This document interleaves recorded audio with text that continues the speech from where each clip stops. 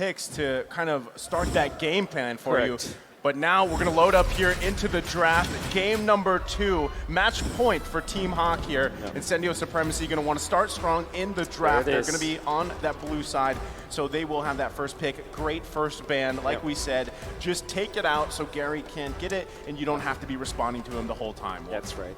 I wouldn't be surprised if the carry is going to be banned out by Incendio Supremacy as they don't pick it up, or maybe they just prioritize the glue, right? But then again, Eve will not be going through. Team Hawk can't consider banning out the glue this time. As compared to the previous game, it was very difficult to deal with. Though they have shown that they can actually defeat the glue with the Grok. Yeah, for Team Hawk, right? They honestly, right now, if it ain't broke, don't fix it, right? Just leave the carry open. You have a lot of other picks. You have an assassin player as good as Gary that can dive towards that carry if Incendio actually pick it up. We've seen that Sunshine here on the carry so far in this tournament. I don't think he's played a lot of carry games actually because it's just been banned out. So that can also be a big question, right? Is he comfortable on the carry? The glue is still going to be banned out by Team Hawk. You can already see some respect given over after that Fanny ban, right?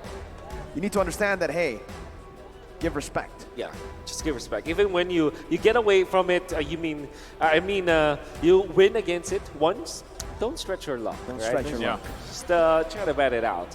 And that is Team Hack's going to be banning it out. I wonder if the Joy is going to be the choice for Incendio Supremacy. So far, that is a hero that we rarely see because it's almost always banned. I mean, still the question is does Joy really deserve that ban? I feel like some people are still debating it because usually you see Joy in the jungle. I feel like that's where the more success is. Again, this is reminiscent of back then when Julian was always banned back in MSC, right? So Joy's kind of in that position. Okay. But this is the Ling ban coming out too, so it's 2 assassins. Still though, we could possibly see Gary still even pick up that Hayabusa, right? Which has popped up a lot throughout this M4 tournament, and still a great choice. Instead, you don't want to play the Waka Gary game again, just like in previous games, so they just ban it out. Now, it opens up both Kaja and Valentina, but at the same time, Joy does it deserve the ban? I think against Incendio Supremacy, knowing that they have not picked that up yet, you can kind of gamble it. However, it's always like, all teams need to know how to play Joy. I don't see that for Incendio Supremacy knowing how they play. There it is. They will give out a Joy. Because it's almost like one of those things. So I mean, even the group stages, the discussion was, man, are some teams just picking these heroes because because they're strong, and then you see them and they don't, it doesn't really work out for them. The carry. Incendio Supremacy going to go ahead and pick up the carry, so this is the first start for them. We saw in the first series of the day, once you pick up a carry and the Kaja is open, the Kaja gets picked up instantly, and the Kaja does so well against the carry. Because the range that carry has is pretty short, right? You can really punish the carry. And right now, Team Hawk, I think they're going to... Joy carry. Joy Kaja, yeah. That picks up a counter for Joy too, right? You pick it up away from Incendio. Exactly. I think it's not rocket science to pick those up. And I'm pretty sure the Team Hawk has... Your rocket science. Yeah, your... Science. Your Joy. Hey, thank you. Hey. You threw him off. Yeah, Well, that is point. There it is, though. It's not Kaja. It's not Kaja. It's Grok. So it isn't rocket science. Yeah, It's more. It is. Okay, so what I like about the Grok is that you deny it away from the carry. The combo of the carry and the Grok has been proven to be the bane of Team Hack when they went up against Echoes. You don't want to give that up. Yeah. Also, it's a big open pick. You don't reveal yet whether or not it will be a roamer or will it be an X-Lane. Kind of opens up the Benedetta and the Estes. All right, okay. So, the Turkish Delight still. Well, I mean, they're still going with it, right? And this, again, if you're going to have the Estes, you always have to be mindful of that, right? I mean, we've talked about this so many times when Estes pops up, the sustainability and everything. But this time, with a Benedetta, I like it because, I mean, we've seen some great setups with Electrify Blow, Petrify combinations, but then sometimes, when those amazing moments happen, you don't have that damage to follow up. Now, having the carry there and kind of locking people down and then having that safety net of the heal as well could be beneficial, but still, I think the biggest question mark is the Kaja possibly locked in here, right? Because, that's the Claude. So Claude's coming up. This is a very different trend of the draft that we're not used to seeing, I feel like. The Claude is one of the theory crafted answer to the ultimate bonding strategy because they group together. You have our Thievery as well as the Blazing Duet. Then again, the presence of the Benedetta kind of makes it difficult because you have ways to kind of bring back the damage, and also you have the access to the backlines. Not just the Benedetta, but also the carry, right? Claude really struggles up against the carry in this lane matchup. So picking up that Claude is a bit risky. Yeah.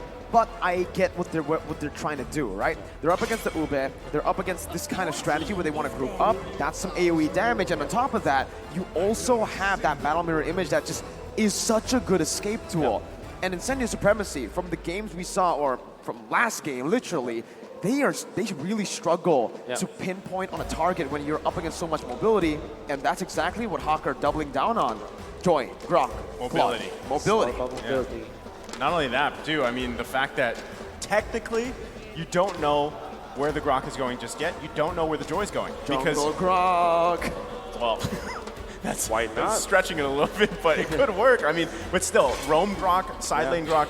Joy could go in the jungle, could go in the side lane. We've seen that happen too. Very flexible. Heck, we've seen her in the mid lane too, right? So still, that's something there to consider. Obviously, Claude going to the gold lane. So still, the targeted bans here are towards the jungle for Incendio Supremacy. They take out that Martis. They don't want to deal with that utility.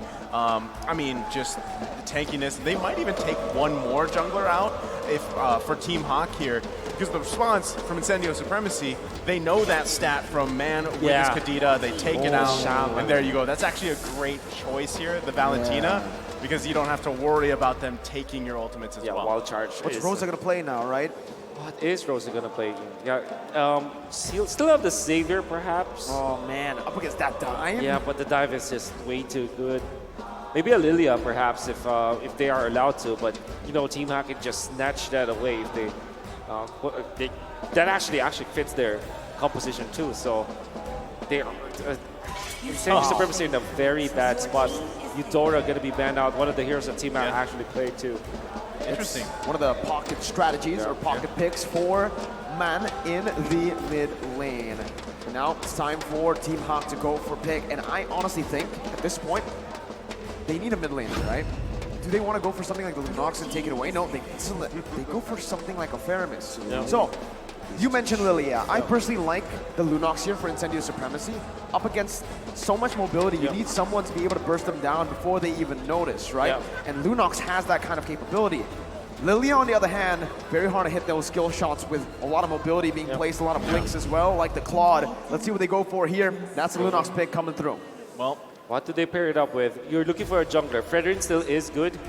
Yeah, they need that. They need that. They need a front liner. Well, Barrett is also available, so that's also one consideration. Barrett's Fredrin. That's right. I have a crazy idea. What if they pick up a Leomord, or actually a Balmond? A Balmond? Yeah, but that's very unlikely. Leomord is a choice. No, we haven't seen Balmond. Okay. Yeah, the Barretts. Solid front line, right? They go for the efficient pick again. Not much risk with this pick. Very good clear. Yeah. Well, an overall good pick. Again, it's still something, you know, utility jungle. You can focus on the objectives. That's what you need to do. Almost probably like the second best choice if Marches is banned out, right? So I guess if you look at Incendio Supremacy specifically, they've got their bases covered. I really do want to see how the Benedetta is utilized as well, if they can kind of just put pressure around the map this time. Maybe it's Incendio Supremacy that's being like, hey, Team Hawk, respond to us this time, right? But even just looking at this, I really am interested. Okay, it's a Diggy. It's Diggy mid. Okay. Wait, Diggy roam, Faramis mid, and that's the Grok in the jungle. Yep. No, it's Gary. No, it's Gary. Oh, it's Gary, man. I know you were excited to see it. Come on. Come on, but Gary. Do you want to see Gary in a single dash hero, an ultimate for a dash? You don't want to see that. You want to see Waka Gary. Yeah, that's a Gary. Joy. That's a Gary. Joy. Joy's a Gary pick. Well, I mean, we'll have to see. Again, this is a very still weird, unorthodox draft, right? But it's Team Hawk. What can we? This is kind of something you. What's the saying with Malaysian teams? There's a certain saying. You're never sure. You're never sure. Yeah, I was thinking. No. I was thinking of the Tagalog version. But yeah, you're never sure, right? With these Malaysian teams here, but. Again, crucial match here. Their match point for Team Hawk. Incendio Supremacy even looking at the lineup, they've got great tools again like they did in the previous game, but can they make it work here? Ladies and gentlemen, we're loading up into the land of Dawn. Match point for Team Hawk. Incendio Supremacy looking to extend the series. Who comes out on top? It's gonna be very difficult to find out. You're looking at Incendio Supremacy. It looks like a very difficult lineup to pull up. Yeah. I mean, I'm just talking about like ease of execution here. There's like so many conditions for Incendio Supremacy. If their composition is good, it's really looking good. But when it comes to like the raw damage or execution for Incendio Supremacy, it's definitely more difficult compared to Team Hawk. I agree, right? Incendio Supremacy, looking at their composition, there's a lot that needs to go right, and especially that gold lane, because they're going to really bank on the fact that Sunshine and Rosa can melt down the frontliners from Team Hawk and the bursters, the divers, technically, Gary, Panda. The way Incendio are playing right now is they're peeling with damage. Yep. I thought you were going to mention the Ghost Bursters, but I feel like Faramis in a way isn't as strong as we're okay. Missed it. Not going to be able to get that, but still, I mean, very reminiscent of the previous game, right? A lot of early action here. The best thing, though, is if no one is able to get that first blood before that first turtle comes out, Wolf, who's got the advantage for that first objective? I think Incendio Supremacy, just because of the fact that they have the Barretts, is very strong in the first few minutes of the game. And when it comes to like turtle fights, you can hold your ground utilizing your Daytona's Welcome. You can still pick up the Retribution when the fighting gets dicey, so you are actually immune to stuns or crowd control during that period. So I guess to answer your question, Incendio Supremacy should take advantage of that fact. Well, let's see, right? Because early on, you can already see the matchup here. Sunshine is doing it a little bit better than Panda in the gold lane as expected. Because of this, Incendio do have a bit more pressure to play on towards the turtle with Alien rotating to the mid lane and actually lane swapping with Rosa. Rosa wants to get that level 4 quickly. The turtles reset it, and they're both just going to disengage. Yeah, everybody's got to be pretty much careful here at this point, but across the board, all green lights for everybody. So it really comes down to how they utilize this, especially even with the Time's Journey on Min here. But the poking coming out. Alien with a petrifying the final blow. That's a Time Journey, but Min's going to be taken out. First blood over to Incendio Supremacy. Oh, great decision there coming out from Alien. Also able to secure that first kill for himself.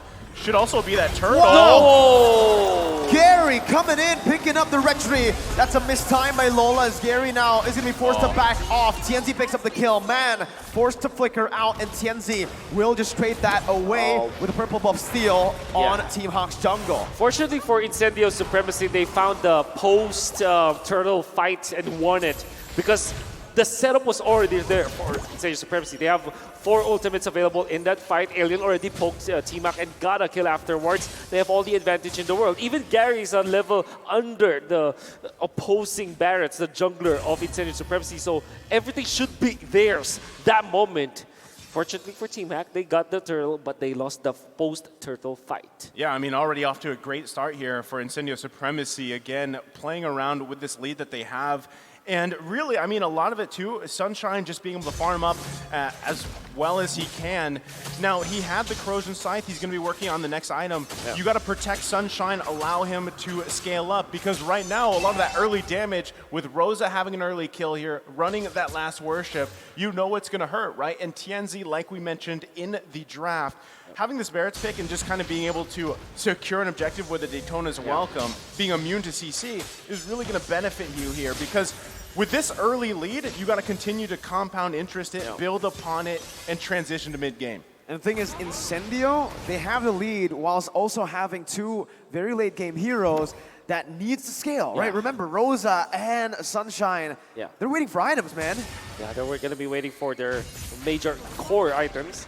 I don't know if Rosa is interested in going for the Lightning Truncheon, but since they are utilizing this Nunox in an Ube setting, you want more of those AoE damage. And of course, Sunshine going to be waiting for the Wind of Nature before they fight, so that Panda as well as Lola will be nullified by Incendio Supremacy. Man, I just feel like there's also just a lot of magic damage from Team Hawk. can already see action more for this turtle. Shadow Stampede bringing TNZ back. Alien in the midst right now. That's going to be the healing coming from Blessing of the Moon Goddess. As TNZ finds it as well. Defensive fire as well. It's combo together. Min finally pops a time journey, but it might be a bit too late. He's 1 HP. Panda's very, very low. Alien's looking for the dive. Flickers out. Gary now caught. That's a Phantom Splash. Gary gonna be falling down to the hands of Rosa. Meanwhile, Sunshine, that was a 4v5 and Incendio won. Ooh.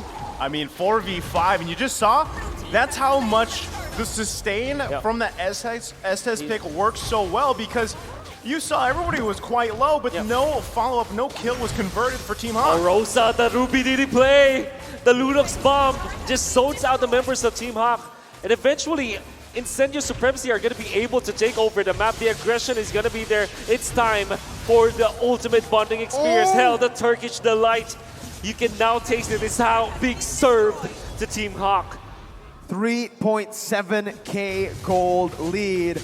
And we have to talk about the Joy pick now because we mentioned it in the draft. Our team's picking Joy just because Joy's a good pick, because it seems like right now the Joy isn't really working out for Team Hawk. The Radiant Armor pickup coming out from the Barretts, which is TNZ. More of a sacrificial role now, going for just tank ability. Allow them to nullify the effect of the Joy. Well, I mean, at least they get a turret here on the top side, right? But Lola having a bad day. Lola is just not, having a good day. 0-2-0 here in this game. Incendio keep on punishing him, but he's under the turret. It's not like he has any counterplay to that right now. Well, Rosa. But deadly, man. I do agree with this. Number 2 in hero damage, as you see, very aggressive plays coming out from Rosa, committing the Lunox bomb against under the turret, and he will not stop. Oh, Sunshine. It's a solo kill, practically. He goes in for the BMI, but will actually just fall to Sunshine. Sunshine still gonna be able to pick up the double under the turret while Rosa is tanking and Apex is dealing out the heals. Oh, it's very aggressive, combining the two ultimates of the Lunox, and of course the fact that Apex 47 can just heal him up. They're so aggressive right now because they don't get the Phantom Step to clear it out, and this is total dominance from Incendio Supremacy. He's an assassin, he's not a marksman. It's always sunny in the land of dawn when Sunshine's playing, man, because what a game he's having on this carry already. It's not even at the 8-minute mark here. Next turtle comes up in, what, almost a 6k gold lead. Massive here for Sunshine, and I mean, it's Incendio Supremacy coming out just swinging, basically, at this point.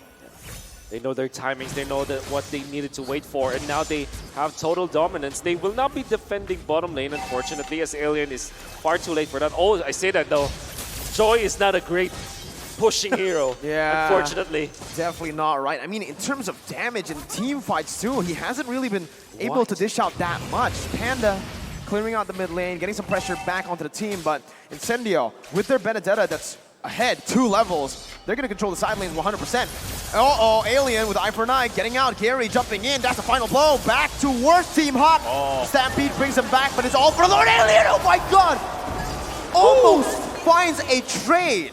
I mean, that's just how far ahead Incendio Supremacy is. But meanwhile, Alien going, what, 1 versus 4?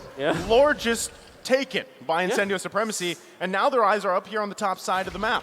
The maneuver coming out from Incendio Supremacy, classic to the strategy that they wanted to utilize. The XP lane will play the opposite lane from the Lord, or the long lane, and then they just take the Lord afterwards. They bought a lot of time. They even took the tier 2 turret up top, and now they're controlling mid. So with the Lord, I think that they will be able to clear out all of the outer turrets of Team Hack. I think you've just planted Gary there. He's going to deal with the Lord the best he can, but Team Hawk going to have to sacrifice probably some more turrets here, trying to buy as much time as possible with that Guardian's Barrier, but ultimately going to lose more space across the map. So the question is, even at this point, as the game transitions even further, what does Team Hawk need to do here to stay in this game, to get back from this massive lead from Incendio Supremacy, Wolf? Wow, I guess it's the Gary macro that will be the answer. On a Joy, though. On a Joy. Unfortunately, I mean, surely you have a lot of dashes, right, that you can escape, but now look at the pincer maneuver coming out. Alien's just buying time. He is buying time. Now, you can see Gary, the great escape, trying to run away. Apex 47 is waiting. There's Gary.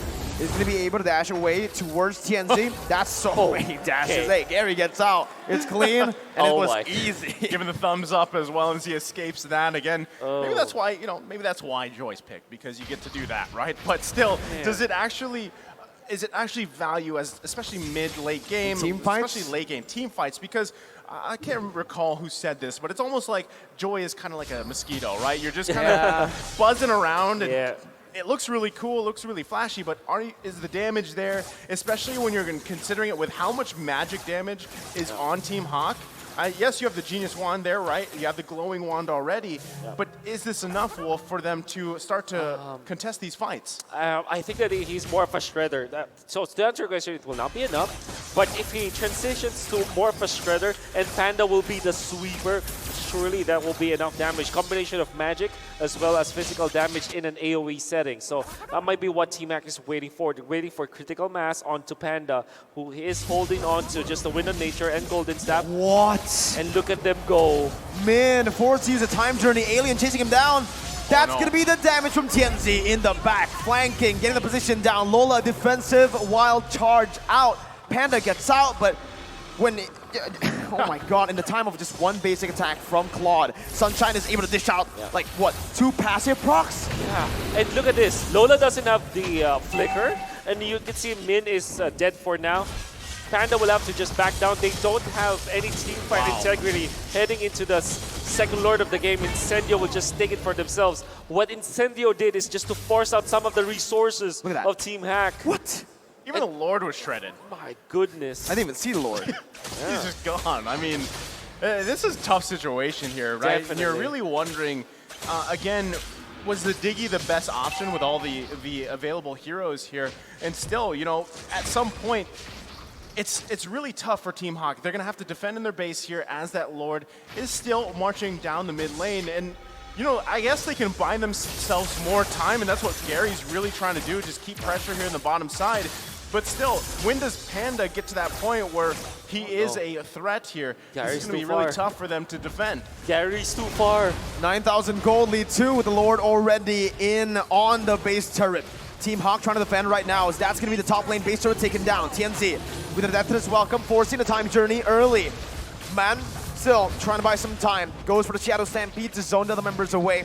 1 base turret down. Gary cutting the waves in the mid lane, denying the push from Incendio Supremacy. I'll just be able to push out. So what Gary was able to accomplish is to defend the turret without him being in there.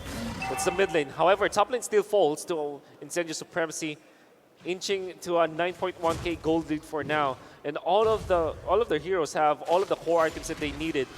Very tanky Benedetta, very tanky Barretts, and a lot of sustain. Oh my goodness!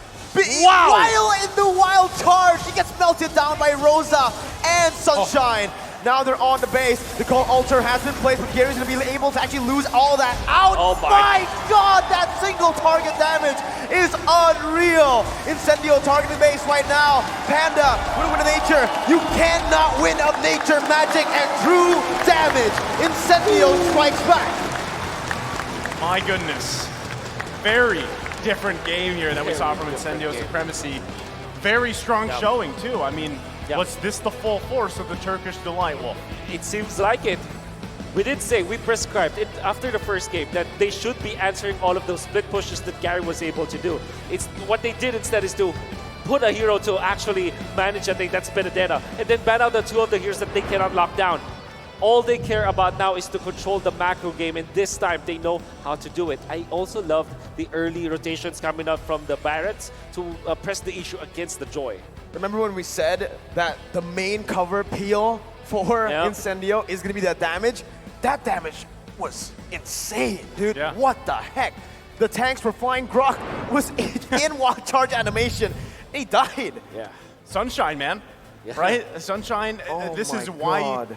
this justifies that carry is such a high pick Exactly. hero, because you saw what it does to tanks right now. It just shreds, and then paired up with, hey, a Lunox, you have the magic damage shred too, so it's really hard to deal with that, especially when you're talking about such a massive gold difference, right? I mean, they were just, Team Hawk was constantly trying to scrap back into the game, but also a big question for me, and I'm sure, you know, even the analysts are going to break this down further, because my big question is, what's going on with the draft, right? I mean, very confusing. Diggy and a Faramis, very tough there to make that work, to make that actually kind of come to fruition throughout the game, especially with, again, that big of a lead, right? I mean, maybe if things were a little bit even, it would have been better for the Team Hawk, but I got to say, I can't wait to see how this is broken down by the smart guys over there on the landing stand, because we need to know. We need to know now. So boys, take it away. And we're going to let you boys know at the caster's desk. Thank you so much. This is the analyst tab with me, Gideon Q, with Assassin Dave, and as well as Jace to break down this game, because so far it feels like, man, the games feel won by the draft in and of itself. And even so, Incendio has kind of found a way to push Hawk into the way they want to play. Yeah, well, I feel like, you know, when the Joy was picked up by Gary, right? And that's because I think Incendio Supremacy has noticed that, hey, all we need to do is try to just take away the Ling, take away the Fanny, and then all of a sudden Gary is like, okay, what can I do to buy time for my team? Yes, you have some dashes. Yes, Joy, technically speaking, is like one of the many heroes I can do, but until today, I still have questions about this Joy. What is so special about this hero? Constant ban, and if it's pick, she doesn't really perform up to what I expected a Joy would be. See, the thing about Joy is if you put Joy in a jungle position, going against the Wu-Bei strategy, all of a sudden the damage just feels relatively low, to the lowest you can imagine, right? Like, because of the ultimate from the Blessing of Moon Goddess, there's so much heal. Now, Joy's ultimate already doesn't do that much damage.